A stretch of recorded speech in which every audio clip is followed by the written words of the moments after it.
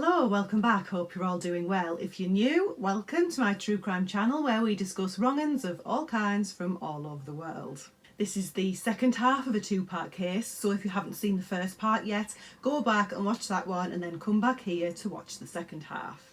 So far in this case, we know that Ben Field conned an 83-year-old woman, Anne Moore Martin, into falling for him and changing her will so that he would be the main beneficiary. We know that he unleashed an horrific campaign of gaslighting and violation of Anne in order to get what he wanted. We also know from Peter Farquhar's exhumation that his stomach contents showed that what Peter drank on the night of his death was not sufficient to kill him, and it had to have been something else. But Ben Field, for the past 3 years, has been telling people that Peter was an alcoholic and that's how he died, but now the tests say otherwise. And the police have arrested Ben to find out exactly what this man has got to say for himself. At the station, Ben is so calm, he's so collected, and he's so polite. He comes across as supremely confident. It's clear Ben thinks that he's a genius and that the police couldn't possibly be clever enough to outwit him. He, of course, denies murdering Peter and attempting to murder Anne. The attempted murder accusation has been levelled at Ben because that unexplained seizure Anne had is also highly suspicious to police, as well as Peter's death. Ben is very calm and answers no comment to all questions. With Ben remaining silent, the police know they need more hard evidence to make a charge, and they simply don't have enough of that yet, and it could take months to get it. And much to the dismay of the police, Ben is granted bail. So now it's crunch time. The police are against the clock and they need to gather sufficient evidence to find out precisely what Ben did to Peter to get him back in the station and charged with murder. Whilst Ben was at the station, police, of course, searched his home and his belongings for evidence, and they find a lot of it. For a very intelligent man, Ben wasn't very clever when it came to disposing of incriminating evidence. The police uncover reams of evidence against Ben in his home, and they're all utterly disturbing, each in their own way. Firstly, Ben's phone is seized, and there are 2 videos on there that Ben has filmed himself. They are taken in the care home that he works in. In the videos, he's filming himself speaking privately to his dementia patients. He's being horribly cruel to them, clearly getting a kick out of it. He's telling them that they're alone, they have no family or friends, and he's taunting them to make them act out violently in confusion and frustration. And when they do, he says things like, "You're not angry at me, are you? You're angry at yourself. You did this, I'm your friend," and so on. He's basically filmed himself here, mentally and emotionally tormenting his vulnerable patients. Next, police find a notebook. This notebook is a little like a diary, and it details precisely what Ben did to Peter. For example, on the 14th of June 2015, Ben's diary states that he gave Peter breakfast in bed. This included 2.5 milligrams of diclazepam on toast, that being a psychoactive drug.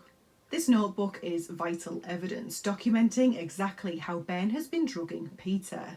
He was feeding him various sleeping pills via his food, giving him benzodiazepine sedatives and psychoactives.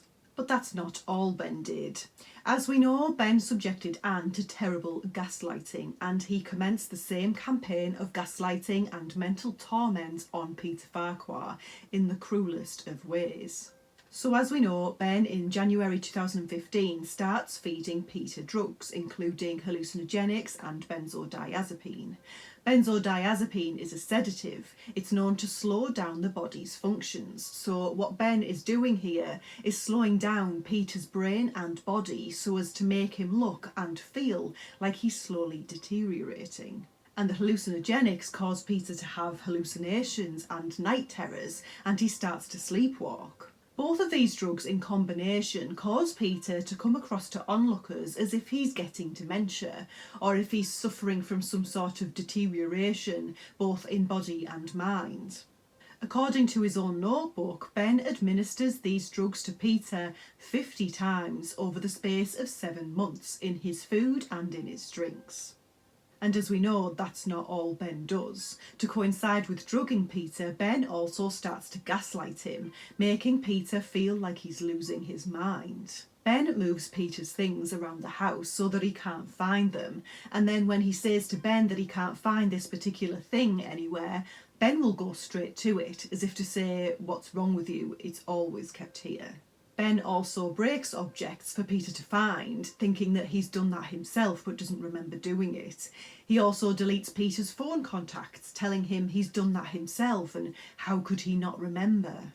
And whilst normally someone would be pretty sure of what they have and haven't done, Peter is under the influence of very strong drugs, so he can't be sure what's happening and what isn't, which is very distressing for him. Ben also writes messages on the mirrors for Peter, a technique he would later use on Anne too, once Peter was dead.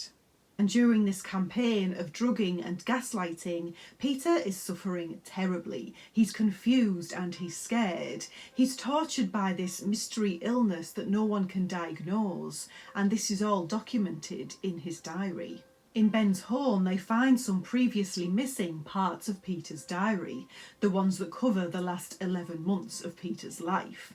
Ben had clearly made sure he took those before anyone saw them, for obvious reasons.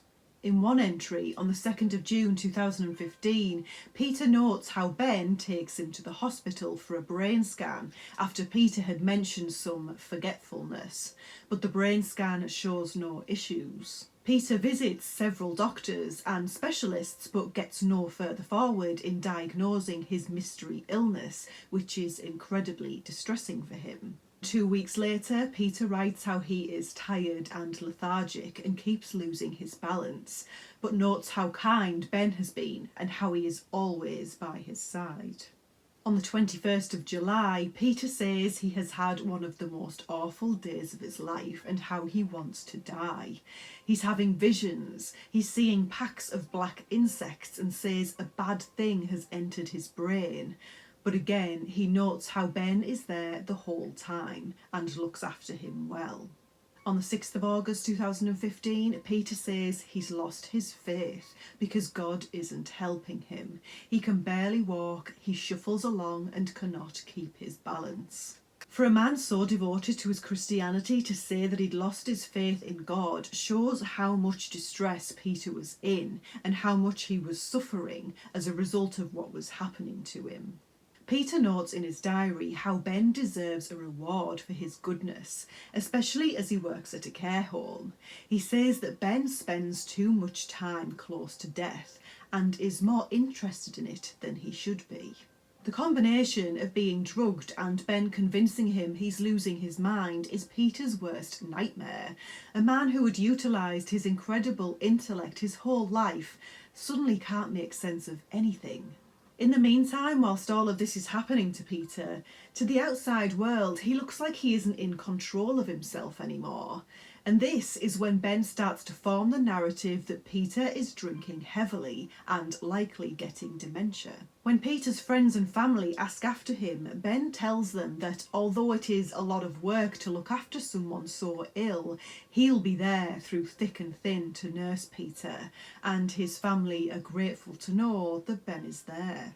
And Ben even plants the seeds of this narrative further afield when he calls the NHS 111 advice line to let them know that his partner may be experiencing dementia and asking what he should do about it, especially as his partner keeps having falls around the house. And Ben takes it one step further in his cruel campaign to prove that Peter is deteriorating. When Peter attends a book signing at a school he used to teach at, Ben slips Peter some hallucinogenic drugs just before it starts. And so when people turn up to get their book signed, Peter looks completely out of it. He's slumped over, he's seeing things that aren't there, he certainly isn't able to sign any books, and in the end he has to leave, completely humiliated and distressed. Peter knew the people at this school. They were his friends and former colleagues, and Ben knew that this would be utterly humiliating for Peter when they saw him in that terrible state, and Ben takes great pleasure in knowing that. Ben makes sure that Peter looks like he's drunk and out of control, so his plan to make him appear as though he's struggling with alcoholism works perfectly. The entire time that Ben is putting Peter through all of this, Ben is also reading Peter's diary. This means he can always stay one step ahead of him and manipulate anything necessary to keep his own plan forging ahead. And worse still, much like his patients in the care home, Ben films Peter in bed looking confused, upset and frail. Partly to use this as proof that he's losing his mind, but also partly because that's what Ben likes to do. He enjoys it. He films it for his own sick entertainment. And the drugging and gaslighting continues for 10 months, all very meticulously thought out by Ben, for good reason.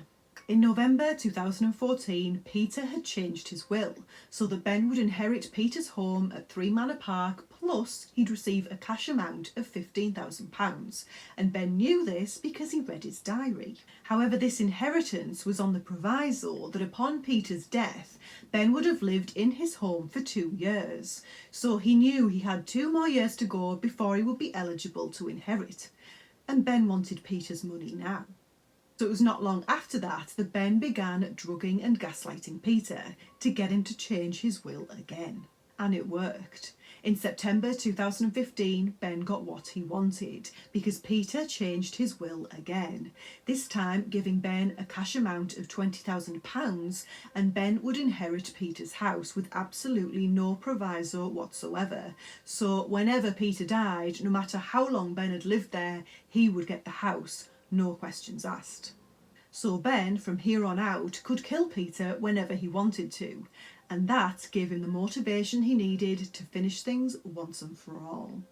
In October 2015, Peter becomes very frail and ends up having to stay in a care home for a few days after what is believed to be excessive consumption of alcohol, in accordance with what Ben has told them, of course. But whilst he's there, Peter isn't being drugged anymore. His system is clearing of all that poison and he's starting to feel better. Peter is alert and thinking clearer. He's feeling positive about his future for the first time in a long time. He improved so much that he's sent home, back to Ben. And by this point, Ben wants Peter gone. He can't risk Peter improving anymore and figuring out what he's been up to. And it's thought that on the 25th of October 2015, Ben slipped Peter a significant dose of flurazepam sedative. He gave him this in combination with some alcohol, which would have made it very difficult for Peter to breathe. It's also thought that in order to make sure Peter had died that night, Ben then smothered him with a pillow. Once he was found, Ben told everyone about Peter's alleged alcoholism, and as we know, his death was recorded as such. And Ben, as promised by Peter, went on to inherit Peter's home and a portion of his savings. And knowing what we know now, the fact that Ben gave the eulogy at Peter's funeral is just absolutely shocking and sadistic on his part. So by now the police are putting together a much clearer picture of what happened to Peter, but it's only when they delve deeper into Ben's belongings that they uncover just how disturbed Ben's mind is. The police find a dictaphone full of Ben's secret recordings. Now, you may remember that Ben's ex said that he used to write and perform raps which would make her cringe. Well, that's what's found on this dictaphone. But these raps he's recorded aren't cringe this time. They're utterly chilling. And the lyrics are as follows. It seems he thinks I'm just a man who's getting used to this, but Peter's still protesting this is animal abuse. Benjamin's my right hand by which I'll allow you to suffer, and field is the soil of the ground I'll put you under. And now it's time for a crimson tide, and I'm the king, and I will reside on the throne, and you know that I could kill this guy. This is horrifying. He not only doesn't care one jot about this man who adores him, he's actually enjoying the process. He's getting off on the sense of power he feels from it. But there's nothing powerful about tormenting and slowly killing a 69-year-old man. The police also find a written summary on Ben's computer where he specifically mentions Peter and how lonely he is, and in that summary he outlines how his ambition is to take advantage of his loneliness for his own financial gain.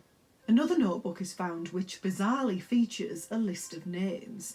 The list is entitled 100 Clients. People like Anne Moore Martin are written on there, as well as other people like Anne that Ben was known to be talking to.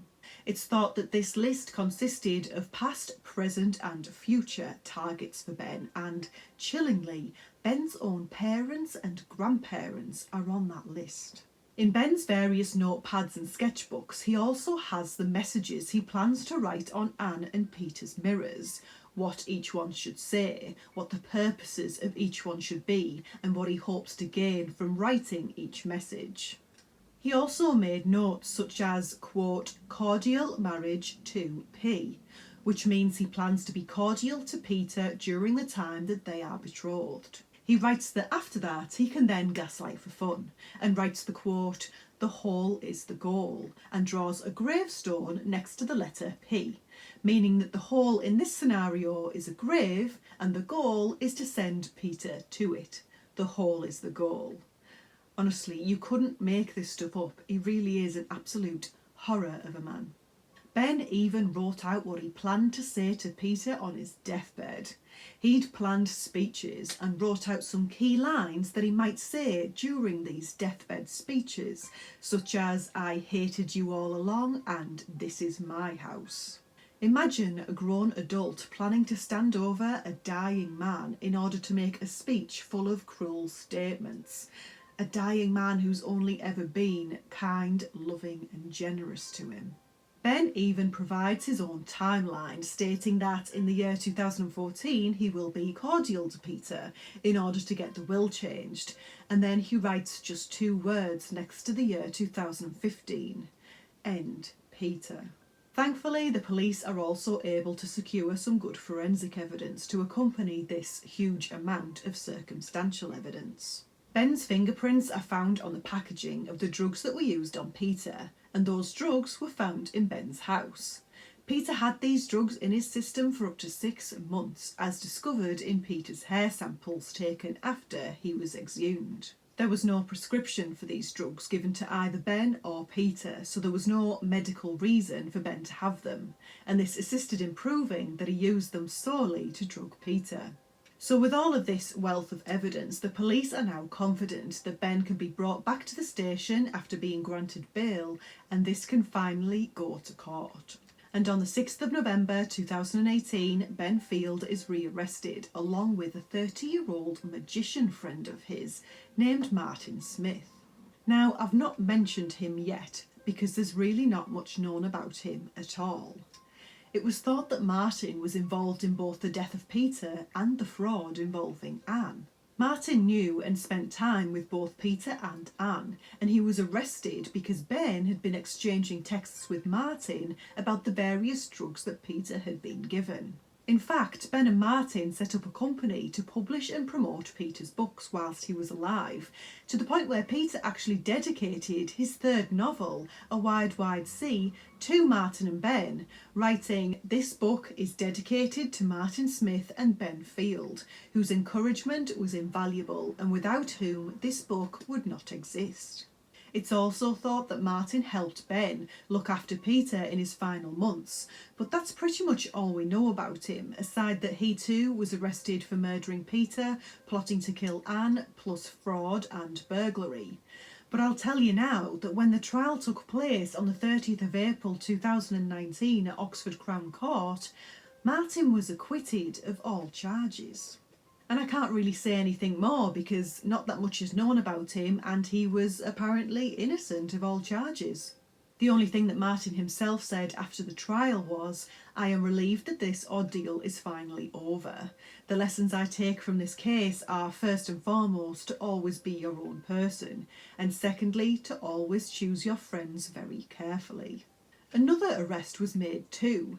If you remember, Ben took almost £27,000 from Anne for his brother Tom for a serious illness that didn't exist. and that resulted in his brother Tom being arrested on suspicion of fraud. But at the trial, Tom was found not guilty. As for Ben, he's brought into court on charges of murder, attempted murder, fraud and robbery. Ben pleads guilty to fraud and robbery and admits that the reason he befriended these people was to benefit from their wills, but he denies the charges of murder and attempted murder. Ben admits that he gave Peter drugs, but says that this was because Peter would sleepwalk a lot and cause too much noise, and so he kept waking Ben up. It came out during the trial that whilst Anne was in hospital, Ben tried to visit her, but they wouldn't allow it because they were onto him by then. And so Ben called the police to complain that he'd tried to visit Anne in hospital, but that security hadn't allowed him. And in the trial, Ben admitted that he called the police to find out if they knew who he was. And he said he called to, quote, find out if my fraud was rumbled or not. Ben also admitted to drugging Peter to torment him, openly telling the jury that he did it, quote, for no other reason other than it was cruel, to upset and torment Peter purely out of meanness.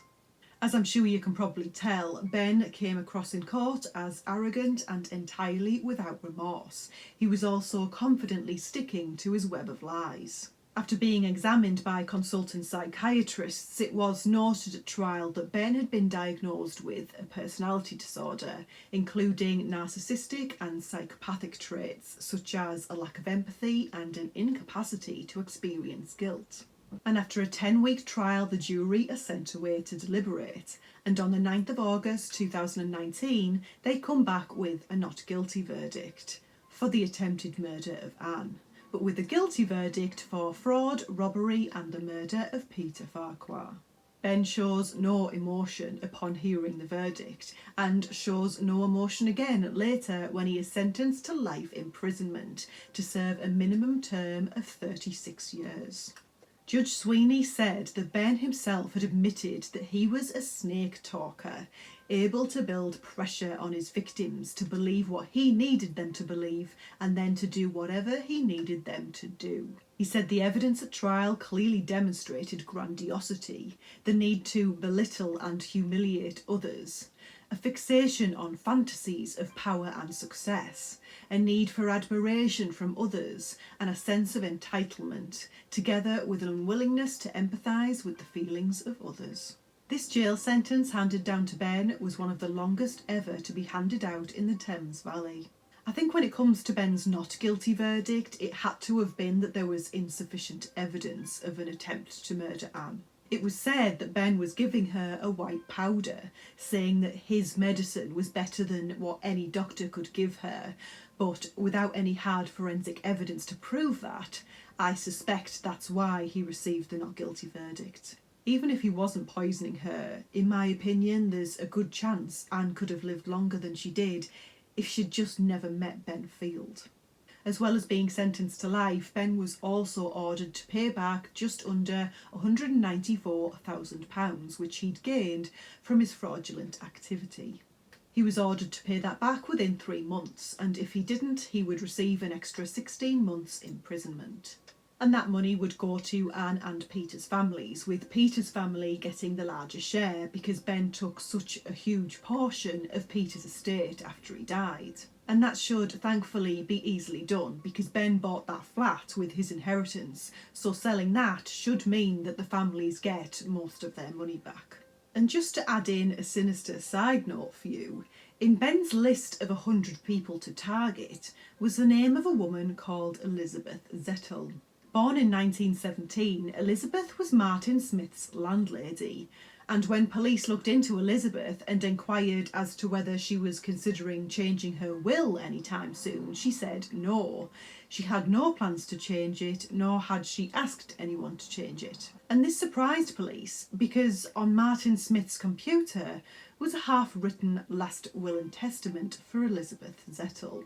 Thankfully, Elizabeth got the chance to receive that warning from police to be able to protect herself and to make sure her affairs were in order, official and above board. But let's remember, Martin Smith was found not guilty of all charges made against him. And after all this was over, Anne and Peter's families were left to pick up the pieces and try to make sense of this awful experience. Ian, Peter's younger brother, said, "Ben Field is a deeply malevolent and thoroughly evil man who callously and greedily seduced his way into my brother's life." Ian said Ben Field had used his brother as an object to get what he wanted. He said Ben robbed Peter of everything that was precious to him. Anne's niece Anne-Marie paid tribute to her aunt in a statement. She said, "Auntie Anne was the core of our family, but she wasn't just an aunt, but a mum, a grandmother and an aunt, all rolled into one. Our lives have all been changed forever, and the world is a much darker place without her." She said Anne was a kind, gentle, beautiful soul who touched so many lives, leaving behind a legacy of wonderful memories. And I think it's clear just from the photographs of Anne and Peter, you can just tell they were good and sweet people. It shines out of them, I think. It's said about Ben that he had a profound fascination in controlling, manipulating, humiliating and killing. And he did. Ben worked people out. He found their weaknesses and he preyed upon them. He learned their interests and, like a chameleon, he would take them on too, so that his target would see someone who seemed to be made for them, someone they've always wanted. And that's terrifying, because if he hadn't been caught, Ben was so young he could have done this for decades. Not to mention the fact that Ben had had the gall to attend church each week as a deputy warden and preach morality, love and kindness. He was actually in the process of becoming an Anglican vicar whilst all this was going on with Peter and Anne. Imagine how many vulnerable people he'd have been given access to as a vicar. I don't think it's an extreme thing to say that I believe he could well have ended up like the vicar version of Harold Shipman. No one knows how far this could have gone if it wasn't for Anne's family getting suspicious of Ben. Ben thought he'd got away with it when he killed Peter, and he had, and that's why he moved on to Anne. And it was only when she fell ill that people started to ask questions and an investigation was launched. Ben has since launched an appeal against his murder conviction, but I would like to think that he won't stand a chance, but we shall see. Ben Field had no limits. There was no boundaries he wouldn't cross. And this is the kind of case that gives you a lump in your throat because you think of your own elderly relatives.